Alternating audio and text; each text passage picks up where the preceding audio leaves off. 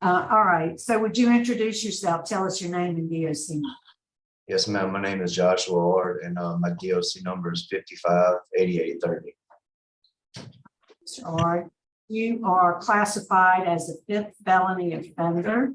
You're currently serving a 17-year sentence. Let's see, convictions in Washington Parish as a habitual offender, distribution of cocaine. You also have, is it St. Tammany Parish? Yes, ma'am. A third DWI. Your parole eligibility date is August 5th of this year, and your good time date is June 22nd, 2036. Does all that sound correct? Yes, ma'am.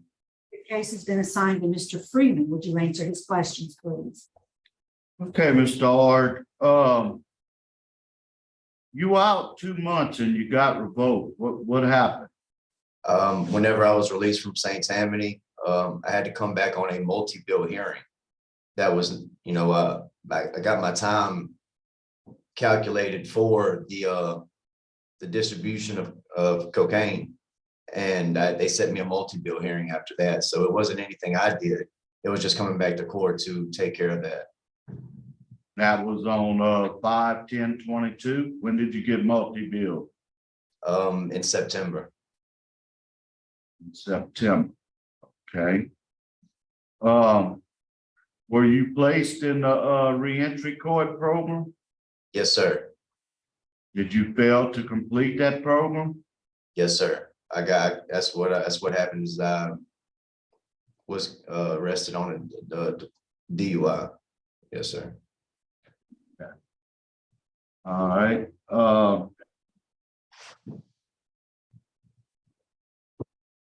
When you got that DWI, it looks like you was in pretty bad shape. What you was on? I was on alcohol, sir. Okay. They had to give you Narcan, correct? Yes, sir. You wasn't taking anything else but alcohol? That's the only thing that was in my system, sir. Okay. Did you use any other drug? No, sir. I believe that I had benzodiazepam in my system, but I wasn't under the influence of it at the time.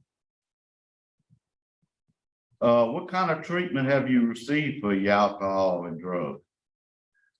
Since being incarcerated, I've took risk management 1 and 2. I've took thinking for a change, understanding angry feelings. What I got the most out of was risk management 1 and 2. It helped me to see when I was having risky behavior and try to catch it before I start acting on Okay. Like your supervision record's pretty poor. You was revoked in 2013, 2016, 2018, and 2022. it. Yes, sir, that is correct. Okay, what's your problem when you get out? Is it because you always go back to drugs and alcohol? Yes, sir, that's the main problem. And I've never, upon being released from the Department of Corrections, I've never really had a plan set in place. I've always just went out there and it's I don't know, I've never had a plan when I've got out, so I've always failed. I always eventually went back to using drugs or alcohol, or going back and doing the same thing I was doing before I came to the Department of Corrections. You taking any classes since your last revocation? Yes, sir. That's the classes that I just named, the risk Okay. management 1 and 2, and yes, sir. Okay, you have any children? Yes, sir. I have 1 son. Do you have any contact with your son? Yes, sir. I talk to him. Don't you think maybe it's time for you to straighten up and be a good dad to your son? Absolutely, yes, sir. And I've learned a lot in the parenting class here about things that I should have been doing, being a better role model to him. And whenever I talk to him on the phone and he asks me, Daddy, when you coming home? I just don't have the heart to tell him right now that there's going to be so many years before I get back. But I'm just trying to work on myself and do better for myself. That way I can be there for him. The community attitude You have a district attorney that's poor. He said he had a multiple bill you for the DWI. Sheriff is opposed.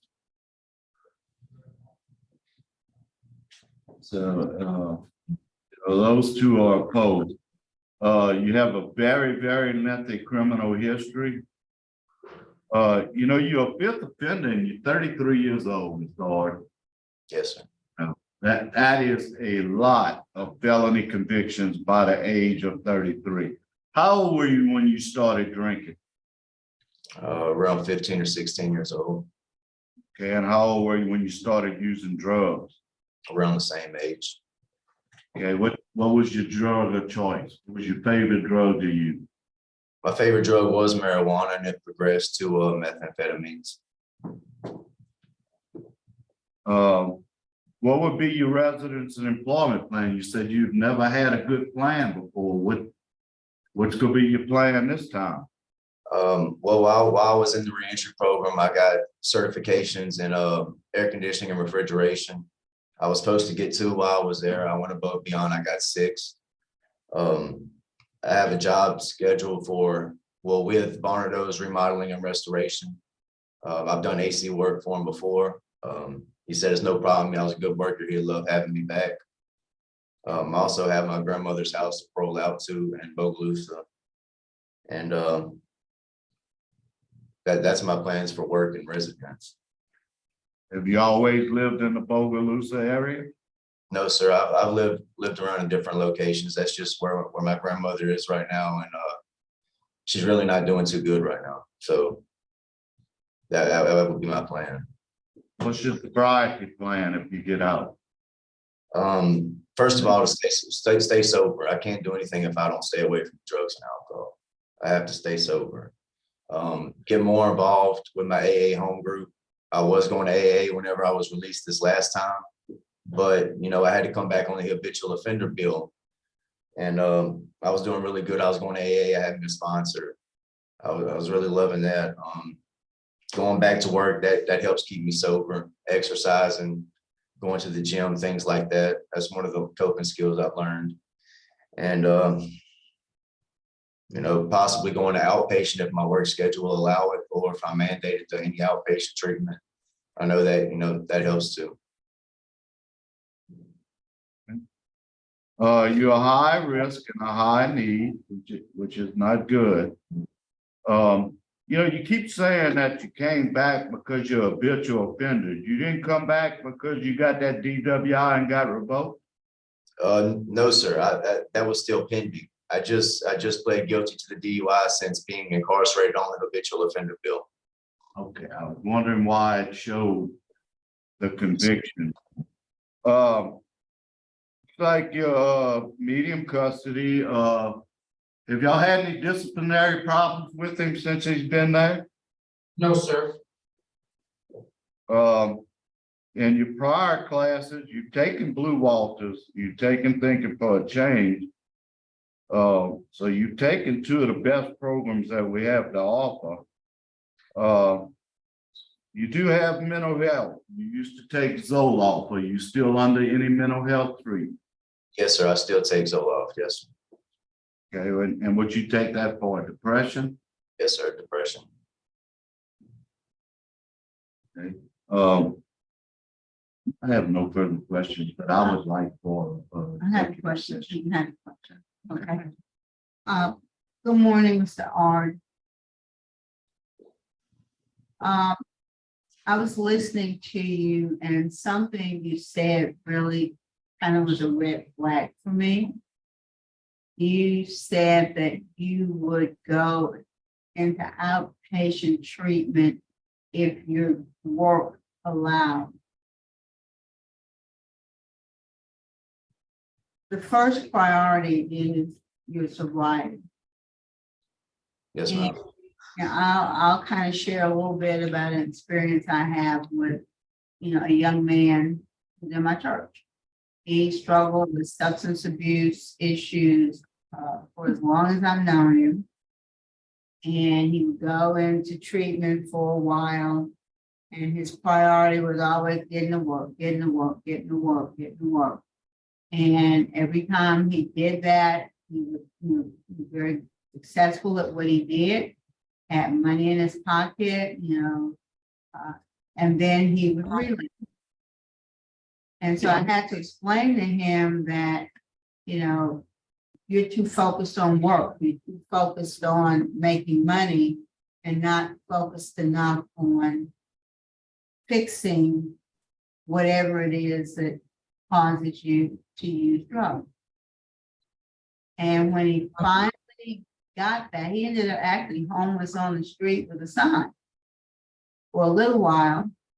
But he recognized that he needed to deal with his addiction. And once he did that, everything else fell into place. He got his business back, his work was picked up, he began very successful. And every week he goes to AA meetings and he shares with the other guys there his experience. So if work is your first priority and not your sobriety, I can assure you that you're going to relapse. That's just the reality of it. Your priority has to be dealing with your addiction. And once you do that, work and everything else, your relationship with your child, everything else will fall into place. But you've got to deal with your sobriety above everything else. Do you believe that? Yes, ma'am, I do believe that. That's all I have. Is there a statement you'd like to make to us before we vote? I've done everything that I can since being here to try to better myself. Yes, I do have an extensive criminal history. I've always struggled with substance abuse, and I'm always going to be an addict. But I have learned new coping skills. I am trying to be a better person. I have put a plan in place to try to keep me from coming back to the Department of Corrections, because believe it or not, I've been in here, a lot, and I'm tired of it. I'm tired of everything that goes on in here. I'm tired of all the, the shenanigans, all the mischief. I want another chance so that I can go out there and be the person I know I can be, as long as I just stay sober.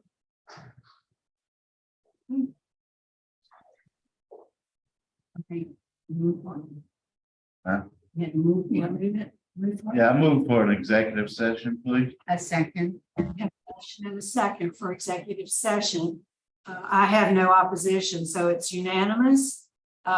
We'll be in executive session for a few moments to discuss confidential matters. Just stand by. We'll be right back.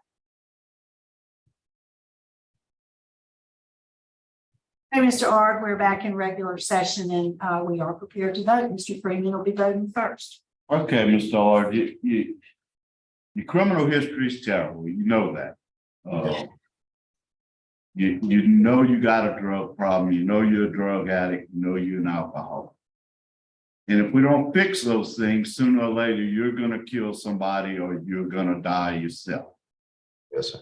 And that's my main goal, is to try to fix it. You're a fifth felony offender, 33 years old.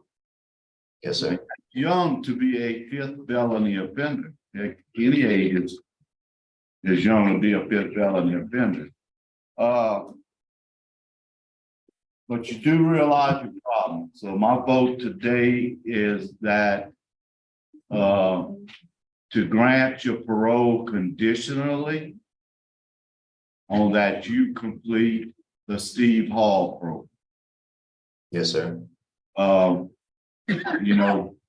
don't think you can do it on the outside. Quite frankly, like Ms. Jackson said, you're too worried about work and not worried about fixing yourself. So this is your last chance to fix yourself. If you don't fix yourself this time, we have nothing left to offer but the four walls that you're in right now. Yes, Okay? sir. Good luck to you. Thank you, sir. My vote is the same, to grant conditionally upon completion of the Steve Oil substance abuse program. Get in there, get everything out of it that you can. And hopefully, once you get out, you'll be equipped to stay. All right, thank you so much. And I do agree. My vote also is to grant with the added special, after Steve Boyle, that's a long term, it's like a 9-month program. Yes, ma'am. With the special condition, after you complete the program, you're to follow whatever aftercare program they recommend. Yes, ma'am. Good luck. Thank you, Ms. Cheryl.